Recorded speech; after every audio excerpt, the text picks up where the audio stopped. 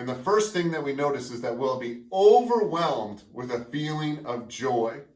Joy is a feeling that comes from discovery, that comes from things that are new, that comes from new experiences, new expressions of love and happiness.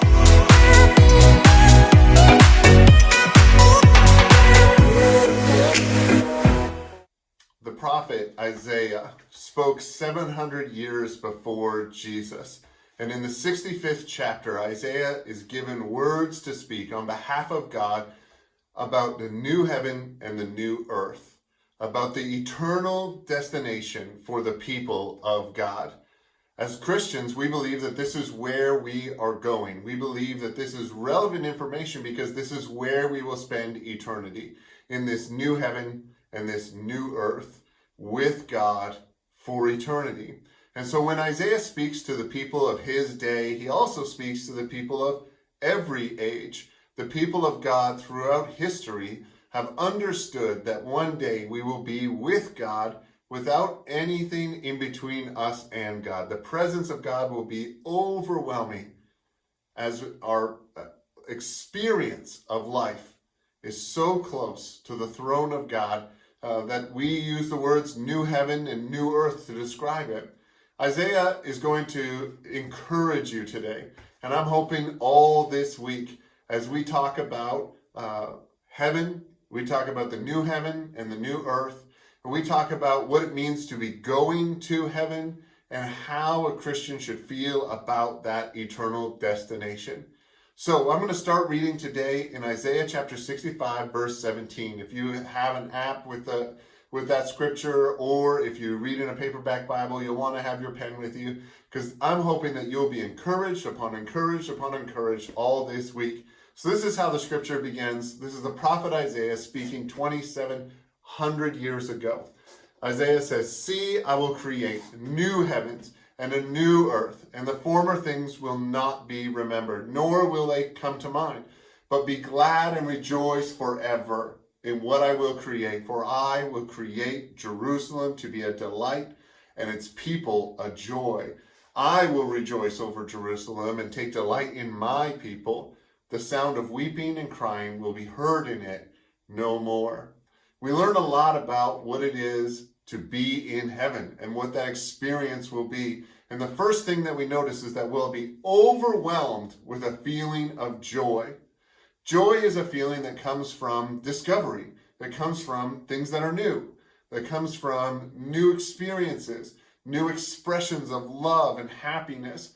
Joy is a feeling. It's that peak moment when you feel like there's nothing in the world that can take away the feeling that you have right now. It's just this inner well up of joy, no matter your circumstances, no matter where you are, no matter what's happening around you. There's something inside of you that's just welling up from the interior of you that's pouring out onto your life. That's joy.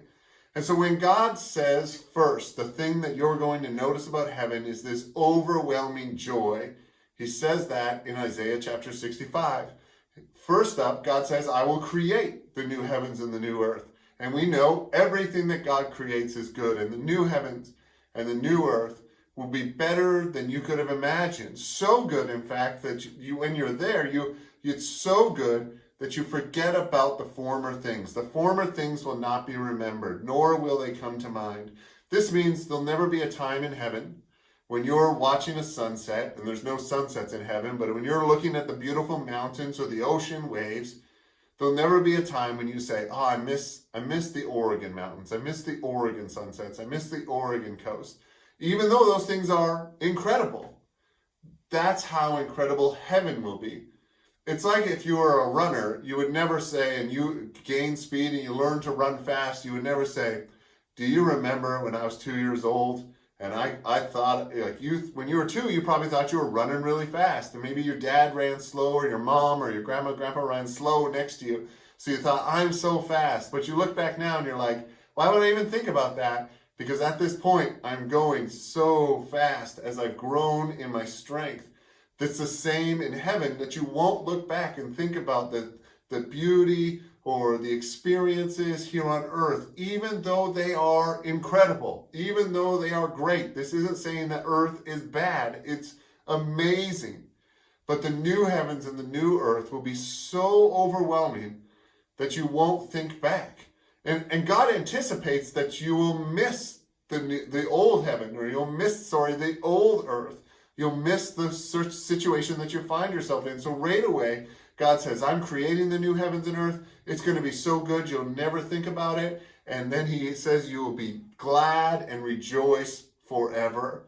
Be joyful. This doesn't mean, oh, look down on the experiences that you're having in this life. It actually says, look forward to the experiences that you're going to have in the next life, because this life is just a preview of those coming attractions.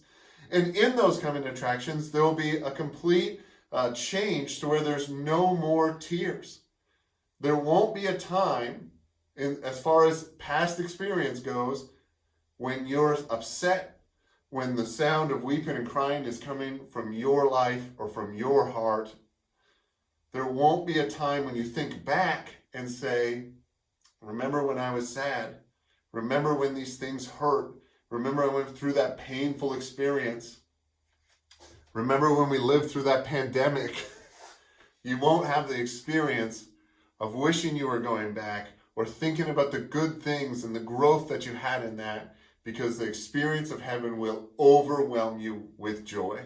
The first thing on the first day, as we walk through Isaiah chapter 65 this week, and what it is to understand heaven as a destination for the people of God, is to understand that you will be overwhelmed by joy.